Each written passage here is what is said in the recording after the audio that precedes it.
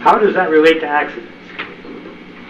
Well, one of the most common causes of accidents is a situation where the pilot has allowed his RPM to get low and he's allowed his airspeed to get low.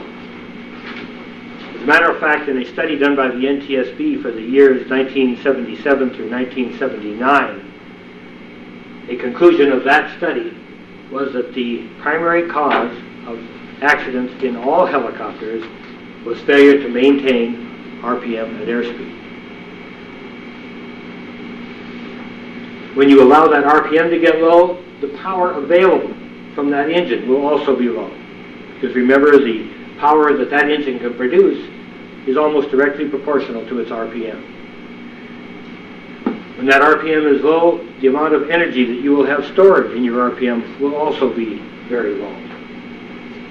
When the airspeed is low, you will have gone on the backside of the power curve, back through effective translational lift, and the power being required by the rotor will have gone way up.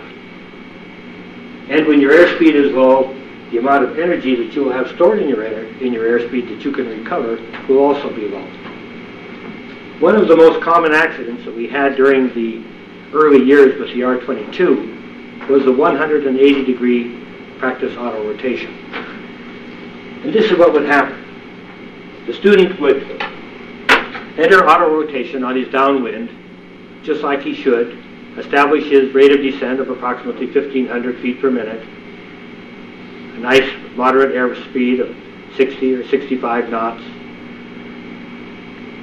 Everything would be perfect. The rotor would be getting all of the energy that it needed from that 1,500 foot per minute rate of descent, getting it all from altitude. Then the student would roll the helicopter into a 180-degree turn. Now, when he rolls the helicopter into that 180-degree turn, there's a very strong tendency for him to allow the airspeed to bleed off. If he allows that airspeed to bleed off, then he's going to recover additional airspeed energy. But the rotor doesn't need or want that additional airspeed energy because it's already getting all the energy it needs from its rate of descent. So what does the rotor do? The rotor tends to overspeed. When the student sees the rotor overspeeding, his solution is to pull in a lot of collective to hold that RPM down. He now comes around on his turn and starts to roll out of his turn. His airspeed has been bled down to perhaps 30 knots. He rolls out of the turn. He's no longer feeding the airspeed energy into the rotor, but he has all this collective pulled in that he pulled in to hold the RPM down with, and down comes the rotor RPM. The instructor now finally realizes that the student is getting into serious trouble. He takes the controls, tries to save it, but what happens when he rolls on the throttle, he does not get his normal power response because the RPM is low and therefore the power is low. The rotor in the meantime, of course, is consuming a lot more power because it has gone back through translational lift, and the power required has gone way up. The instructor does a cyclic flare to try to get the RPM back, but his airspeed is too low. Instead of getting energy back, he just falls through the cyclic flare, sees the ground coming up at him, so he pulls the collective to try to cushion the impact, but because the RPM is already so low, when he pulls that collective, he just stalls the rotor, and if anything, the rate of descent actually increases rather than decreases. He hits, and bang, bang, you have your typical training type of accident. Well, what was the original mistake made by the student that ultimately led to that accident? What started that whole sequence of events was the fact that he allowed his airspeed to bleed off during that 180-degree turn. If you have your students concentrate on maintaining their airspeed through the 180-degree turn, lowering the nose as necessary to maintain that constant airspeed through the turn, you will not feed that additional airspeed energy up into the rotor.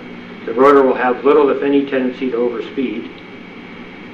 The student, therefore, will not need to pull in that additional collective, and when he rolls out of his turn, he'll have his airspeed because he consciously maintained it, and his RPM will not be pulled down by the excess collective pitch.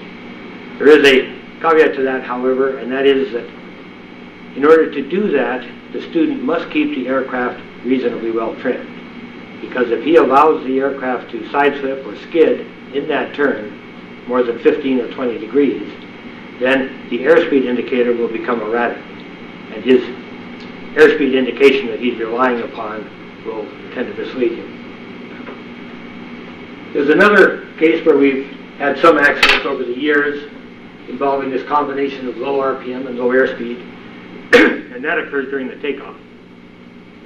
The pilot simply pulls in too much collective during takeoff, during his acceleration run, pulls his RPM down before he's gotten through translational lift, and finds himself in the same situation. Again, he tries to recover with power, but his RPM has already been pulled down too low and he does not get the power required from the engine. He has not gotten to translational lift, so the rotor is still demanding a high amount of power.